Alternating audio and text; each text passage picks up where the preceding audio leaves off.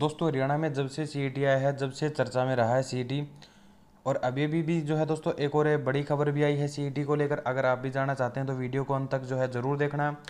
नमस्कार दोस्तों, आप सभी का स्वागत करते हैं हमारे यूट्यूब चैनल योगी स्मार्ट में। दोस्तों अगर आपने अभी तक हमारे यूट्यूब चैनल योगी स्मार्ट को सब्सक्राइब नहीं किया तो प्लीज़ सब्सक्राइब कर लें और साथ में दिए गए बेल आइकन को दबा लें ताकि लेटेस्ट इन्फॉर्मेशन आप तक सबसे पहले पहुंच सके। दोस्तों वीडियो में आगे बढ़ने से पहले आप सभी से रिक्वेस्ट है, अगर आपने अभी तक हमारे टेलीग्राम चैनल को ज्वाइन नहीं किया है तो प्लीज़ टेलीग्राम चैनल को ज्वाइन कर लें।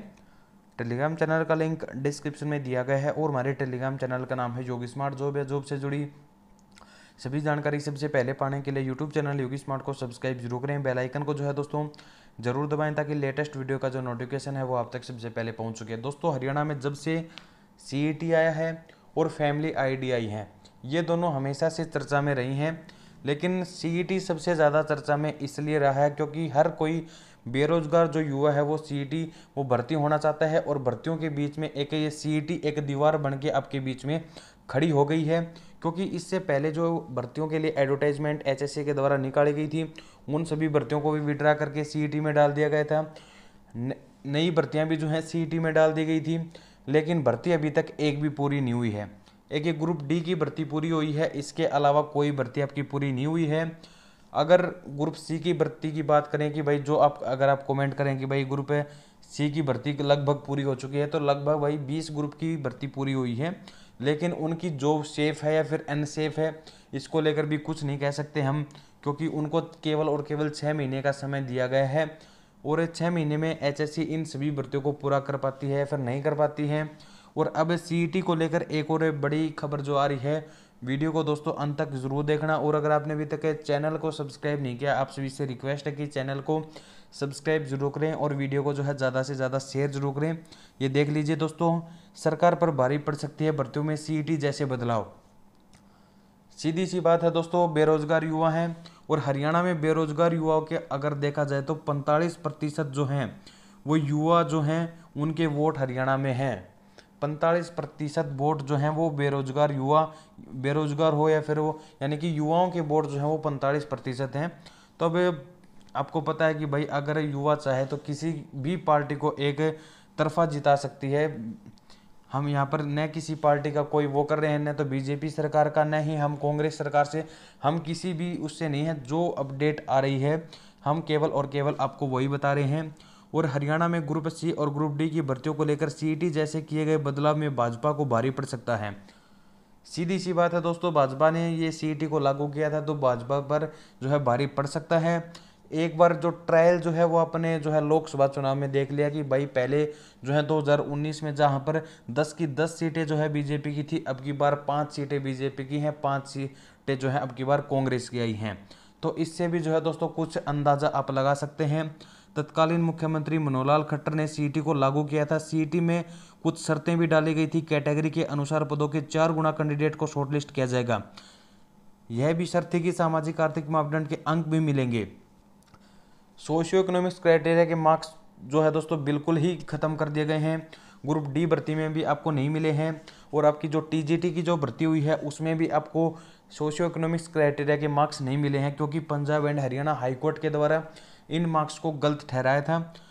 इन मार्क्स को लेकर जो है दोस्तों सरकार सुप्रीम कोर्ट गई थी, वहाँ पर भी उनको निराशा हासिल हुई थी और वहाँ पर भी इनका कोई सॉल्यूशन नहीं हुआ और इनका जो 5 अंक का जो मैटर है उसको बिल्कुल से बिल्कुल बंद कर दिया गया। दूसरा और देखा जाए तो इस चक्कर में भर्तियां नहीं हो पाई और गलियारे में चर्चा है कि हरियाणा के नौजवानों ने फैसलों से नाराज हैं। इस बार सीईटी हुआ और सारी भर्तियां उसी में डाल दी गई। अब जो है दोस्तों एक तरफ देखा जाए तो दोस्तों, क्योंकि पहले भी काफ़ी लंबे समय से भर्तियां नहीं हो रही थी, वो पटवारी कैनाल पटवारी वाली जो भर्तियां आपकी जिनके लिए एडवर्टाइजमेंट को निकाला हुआ था उन पर जो है एग्ज़ाम भी नहीं करवाए गए थे। फिर क्या किया, उन भर्तियों को सभी को विड्रा करके जो है सीईटी में डाल दिया। सीईटी में इन्होंने ये सोचा कि भाई पुरानी भर्तियां कुछ नई भर्तियां और हम एक साथ से सभी भर्तियों को पूरा करेंगे, लेकिन वो ऐसा नहीं हो पाया, ऐसा पॉसिबल नहीं हुआ। वो चाहे आपके सीईटी क्वालिफाई को लेकर जो है बीच में दीवार बनी हो या फिर आपके सामाजिक आर्थिक मापदंड के अंक को लेकर बनी हो या फिर इससे पहले जो ग्रुप नंबर 56 ग्रुप नंबर 57 का जो एग्ज़ाम हुआ था उसमें क्वेश्चन रिपीट हुए हों। तो इस प्रकार के मामले जो है लगातार आपको भर्तियों में देखने को मिले हैं। किसी ना किसी भर्ती को लेकर कुछ ना कुछ इसमें गड़बड़ी होती रही है। इसी कारण जो है कोई भर्ती अभी तक आपकी पूरी नहीं हो पाई है। दूसरी ओर देखा जाए भाई, वो 4 गुना कैंडिडेट को जो बुला रहे हैं, category wise, post wise, category wise candidate को बुलाने की जो बात कही जा रही है, ये अपनी सीईटी की जो पॉलिसी है उसके ऊपर अड़े हुए हैं। लेकिन सीईटी की पॉलिसी में ये भी था कि हर साल जो है सीईटी का एग्ज़ाम आपका करवाया जाएगा, ग्रुप सी के लिए भी और ग्रुप डी के लिए भी। वो इन्होंने नहीं मानी, लेकिन ये 4 गुना वाला जो है सिस्टम ये जल्दी से बता देते हैं कि भाई सीईटी की पॉलिसी में ऐसा है ऐसा है, लेकिन वो नहीं बता रहे कि भाई सीईटी की पॉलिसी में तो ये भी था कि हर साल एग्ज़ाम होगा। इससे सबसे ज़्यादा युवा परेशान इसलिए हैं क्योंकि स्टार्टिंग में जब सीईटी का एग्ज़ाम हुआ तो उसमें 9 से 10 लाख कैंडिडेट जो हैं अनक्वालिफाई हुए थे। अब वो इन भर्तियों से बाहर हो गए। दूसरा जो है, हर साल जो कैंडिडेट 10वीं पास होते हैं, 12वीं पास होते हैं, ग्रेजुएशन करते हैं, पोस्ट ग्रेजुएशन करते हैं, तो ये कैंडिडेट भी जो है नौकरियों के लिए आवेदन करना चाहते हैं, लेकिन उनको सरासर इन भर्तियों से दूर रखा गया है। क्योंकि जब सीईटी क्वालिफाई ही नहीं होंगे कैंडिडेट तो इन भर्तियों में उनको शामिल कैसे किया जाएगा। हर कोई नाराज़ है सीईटी से, हर कोई नाराज़ सीईटी से इसीलिए है, ज़्यादातर कैंडिडेट सीईटी से नाराज़ इसीलिए हैं कि आने वाली जो भर्तियां रहती हैं उनमें न तो उनको आवेदन करने का मौका मिलता है, न उनमें परीक्षा देने का मौका मिलता है। इसलिए जो है दोस्तों कैंडिडेट सबसे ज़्यादा नाराज़ हैं।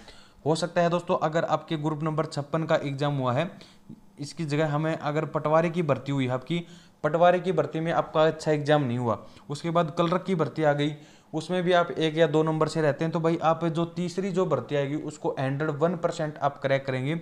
अगर उसके बाद जो है हरियाणा पुलिस की भर्ती आती है और आपका सपना भी है हरियाणा पुलिस भर्ती में, तो आप उसके लिए बहुत ही ज़्यादा मेहनत करेंगे।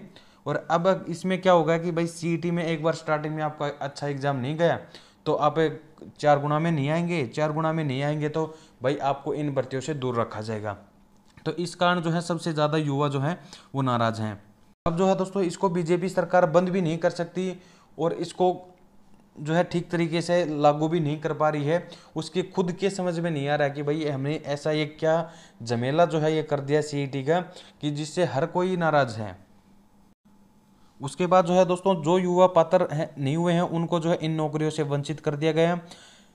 यह भी चर्चा हो रही है कि हरियाणा कर्मचारी चयन आयोग ने तत्कालीन चेयरमैन भोपाल सिंह खत्री समेत अन्य सदस्यों के विधानसभा चुनाव होने के जारी रखा जाना चाहिए था, मगर विधानसभा चुनाव से पहले भाजपा तीसरी सरकार बना लेती और हरियाणा सरकार हरियाणा कर्मचारी चयन आयोग के नए सिरे से गठित कर लेती और सीईटी में सुधार कर नए सिरे से भर्ती प्रक्रिया को शुरू किया जाता। लेकिन ऐसा तो सरकार ने नहीं किया। सरकार जो है सीईटी पर अड़ी हुई है और युवा जो है सीईटी से परेशान है।